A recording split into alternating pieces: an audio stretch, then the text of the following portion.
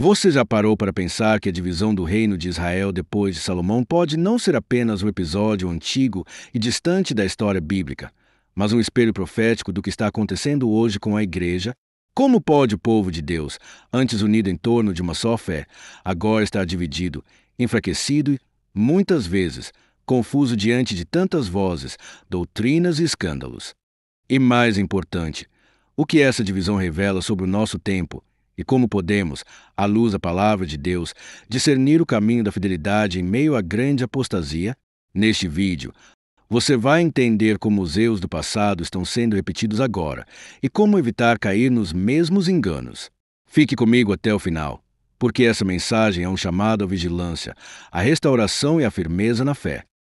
E se, ao ouvir essas palavras, você sente o chamado interior a mergulhar mais fundo na palavra, a se preparar melhor para os tempos difíceis que virão, então presta atenção. Tem algo especial que pode te ajudar nessa jornada. Clique agora no link que está na descrição e descubra como fortalecer sua fé, sua mente e seu chamado para esses dias desafiadores. Não adie isso.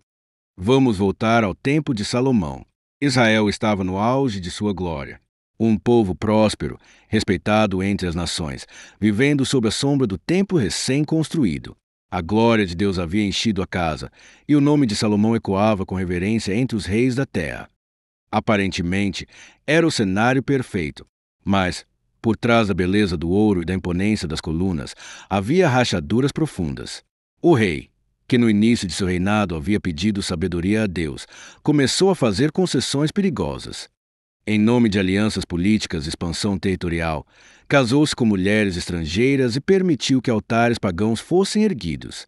Aos poucos, seu coração se desviou e, com ele, a nação toda começou a se afastar do Deus que os havia libertado do Egito. Esse processo não foi abrupto. Como acontece com a maioria das quedas espirituais, tudo começou com pequenas concessões. Um costume tolerado ali, uma omissão aqui, até que o sagrado se misturou com o profano. Quando Deus interveio, foi para anunciar um juízo. O reino seria dividido. Uma sentença que revelava não apenas uma mudança política, mas uma realidade espiritual mais profunda. O povo já estava dividido por dentro. E quando a liderança se corrompe, o povo se desorienta. O colapso moral de Salomão se tornou o colapso coletivo de uma geração inteira. Essa mesma lógica continua válida hoje. O que acontece quando aqueles que foram chamados para liderar espiritualmente tornam-se catalisadores da crise? Muitos líderes, ungidos com autoridade, começaram bem, pregando a verdade, guiando o povo com temor. Mas com o tempo, trocaram o altar pelo palco, o ministério pela imagem, a verdade pela popularidade. E quando o púlpito se corrompe, as consequências são profundas. A igreja, que deveria ser coluna e baluarte da verdade, passa a reproduzir os erros da liderança. Pastores que relativizam a santidade, líderes que adaptam o evangelho à cultura, ministros que vendem uma graça sem cruz. O resultado é uma geração espiritualmente vulnerável, com fé superficial e sem raiz. E então, o que era para ser o corpo de Cristo, unido pelo Espírito e fundamentado na palavra, se torna um aglomerado de vozes desarmônicas, disputas doutrinárias, escândalos sucessivos e alianças com o mundo.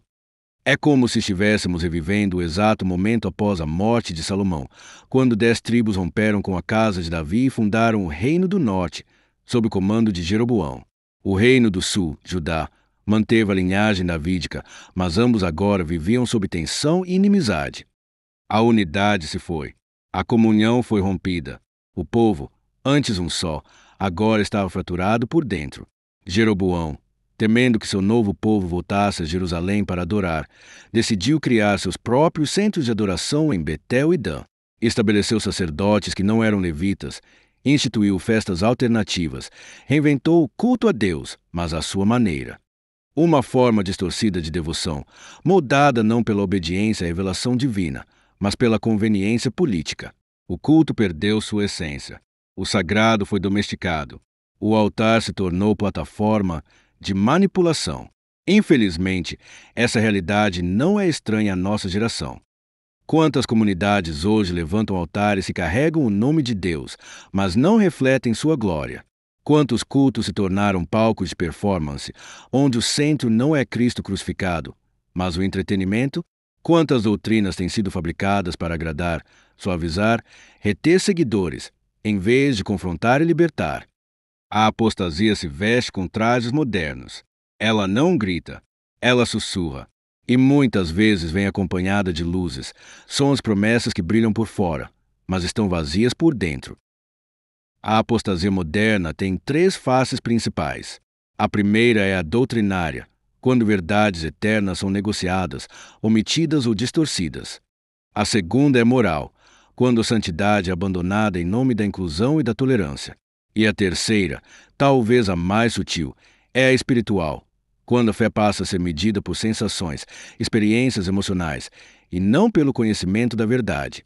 São formas de afastamento da essência da fé cristã, e elas se reforçam mutuamente, criando uma espiritualidade rasa, frágil e facilmente manipulável. Uma fé sem profundidade não resiste ao fogo da provação, nem ao vento das heresias. E o que vemos como consequência? Um povo desorientado. Cristãos que pulam de igreja em igreja em busca de algo novo, que seguem pregadores carismáticos sem examinar as Escrituras, que trocam discipulado por entretenimento e a cruz por slogans de autoajuda. E muitos desses líderes modernos, como Jeroboão, estão mais preocupados em manter poder, números e controle do que em conduzir o povo à obediência. O resultado é uma geração que sabe cantar sobre Jesus, mas não sabe quem ele realmente é, que sente arrepio em cultos, mas não se dobra em arrependimento. No entanto, mesmo nesse cenário sombrio, há uma esperança. Assim como no Reino do Sul houve reis que buscaram restaurar o culto puro, como Josias, que removeu os ídolos, restaurou o templo e trouxe de volta a leitura da lei. Hoje também há homens e mulheres que permanecem fiéis. Eles não estão buscando aplausos, estão buscando a presença.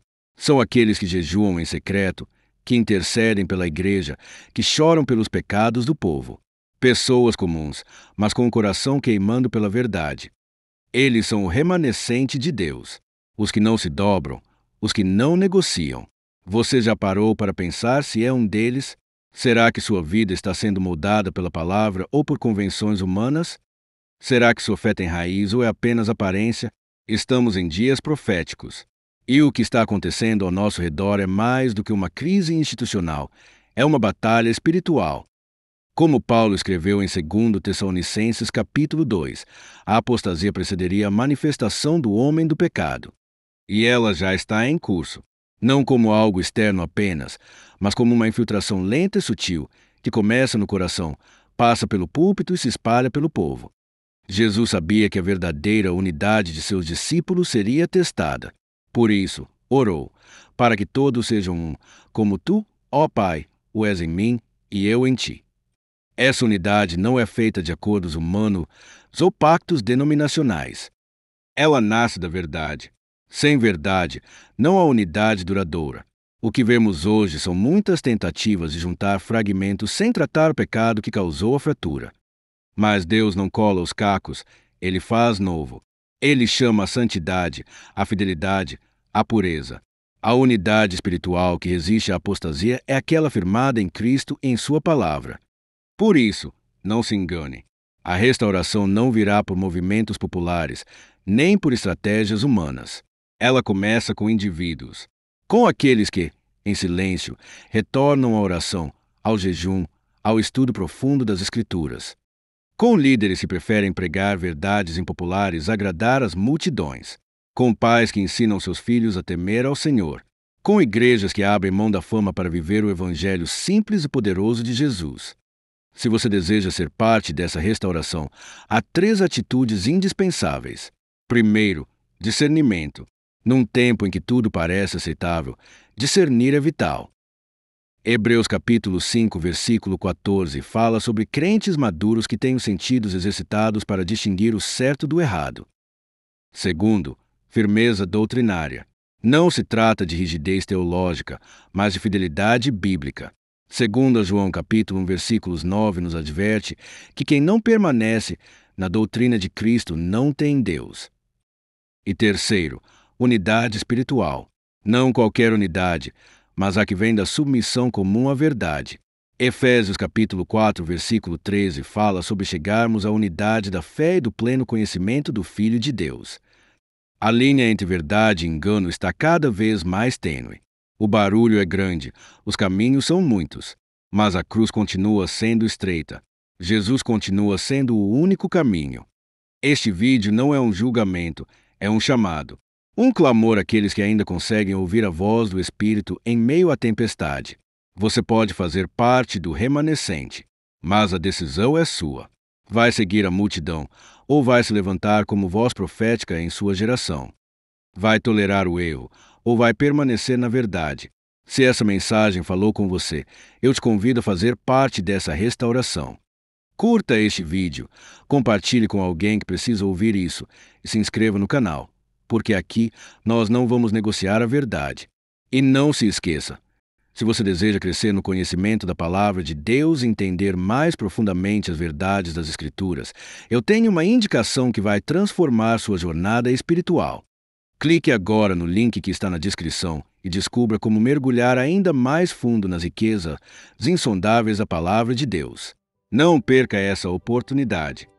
O reino está dividido, mas Deus ainda chama os fiéis à unidade. A escolha está diante de nós.